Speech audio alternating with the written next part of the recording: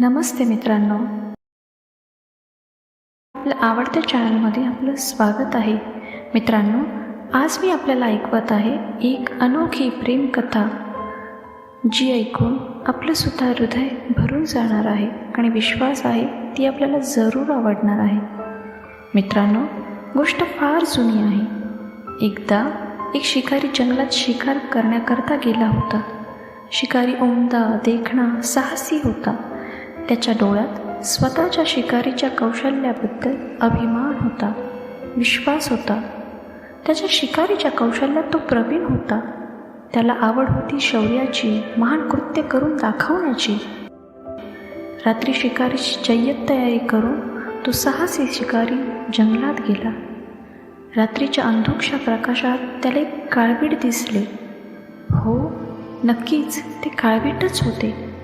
काळसर हिरवी त्वचा, त्यावर मोठमोठे बासुंदी रंगाचे ठिपके आणि आकर्षक डौलदार शिंगे असलेले ते काळवीट कोणालाही मोहात पाडेल इतके अतुलनीय सुंदर होते. हे दृश्य बघून वंदनीय सीता मातेला पण सुवर्ण मृगाने असेच हर्षभरित केले असावे यावर त्याचा विश्वास दृढ झाला. जंगलात नीरव शांतता होती. सगळे प्राणी आपापल्या पिलांसोबत त्या रात्रीचा आनंद घेत होते. आता शिकाऱ्याने आपले धनुष्य सरसावले, नेम धरला आणि तो बाण मारण्यासाठी अगदी सज्ज झाला. त्याने आपल्या सावजावर संपूर्ण लक्ष एकाग्र केले. परंतु बराच वेळ गेला तरी शिकाऱ्याला त्या मनमोहक काळविटावर बाण सुटवेना. कारण ते काळवीट आपल्या पंचप्राण एक करून काहीतरी ऐकण्यात तल्लीन झाले होते. शिकाऱ्याला काही समजेनाच नेमकं ते काळवीट इतकं तल्लीन होऊन काय ऐकत आहे. शिकाऱ्याने कानोसा घेतला. दूर अंतरावर पहाडाच्या टोकाशी ते ऐटबाड काळवीज उभे होते आणि खालच्या खोल दरीत आदिवासी लोक मनमुक्त गाणे गात निसर्गाच्या नीरव शांततेत नृत्य संगीताचा आस्वाद घेत होते. संथ लयीतील ते संगीत खरोखरच मनाला असीम आनंद देणारं होतं.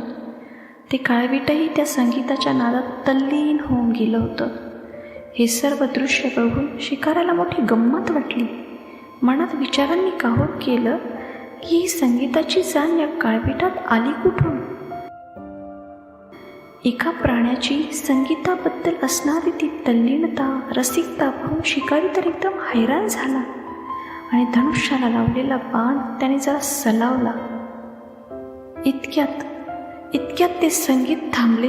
त्याच क्षणी नेमकं शिकारी भानावर आला. अरे, मी नुसता पाहत काय बसलोय?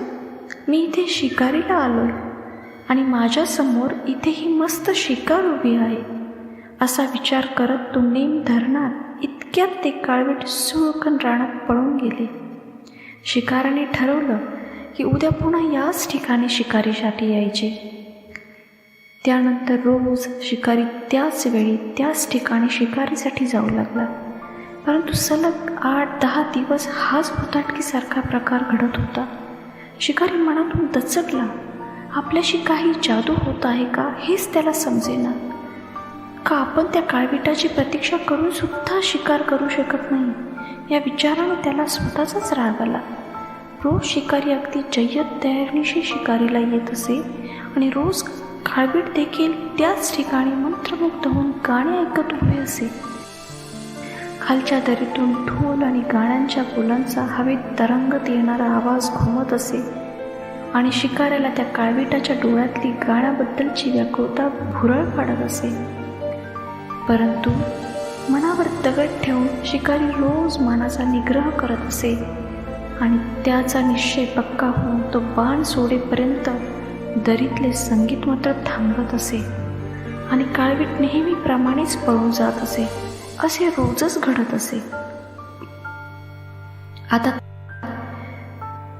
आता तर रात्री झोपेतही त्या काळविटाचे भावविभोर डोळे शिकाऱ्याला दिसू लागले. त्याच्या प्रत्येक क्षणाचा ताबा त्या काळविटाच्या विचारांनी घेतला. पण त्याच वेळी त्याच्यातल्या मत्त शिकारीही जागा होईल. तो स्वतःला दूषणा देईल. छट, एक साधं काळवीट आपल्याला मारता येऊ नये. अखेरीस एके दिवशी त्याने एका स्थानिक आदिवासी मित्राला सोबत घेतले.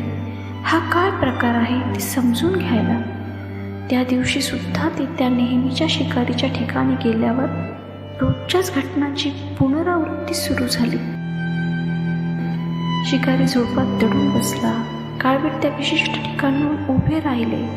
शिकाराने धनुष्यबाण काढले, नेम धरला आणि तेवढ्यातच ती पहाडी संगीत सुरू झाले. तरी सुमधुर स्वर कानावर पडू लागले. काळवीट मंत्रमुग्ध होऊन ते ऐकू लागले.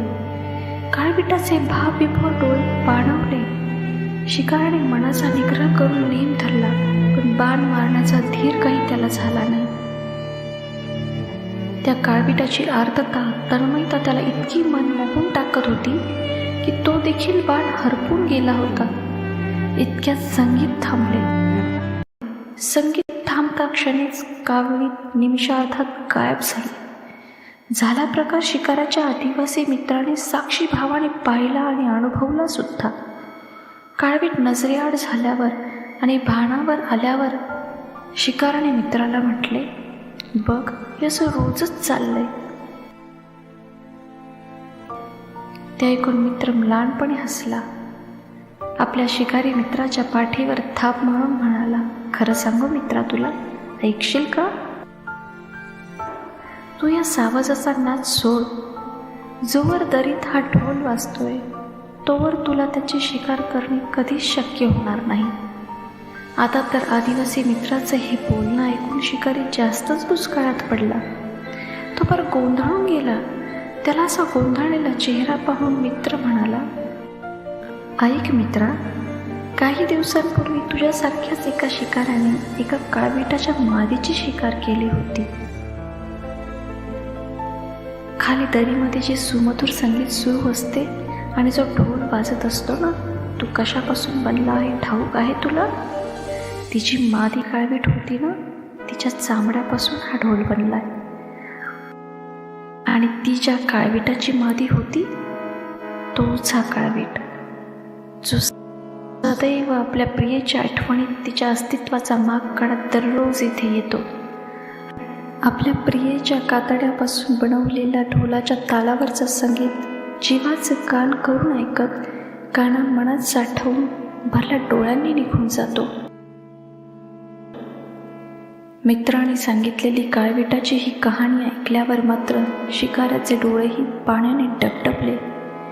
त्याने भारावल्या स्थितीत हातातील धनुष्यबाण खाली टाकून दिले आणि काळवीट ज्या दिशेने निघून गेला होता त्या दिशेकडे तो फक्त वेदना भरल्या चेहऱ्याने पाहत राहिला, फक्त पाहतच राहिला.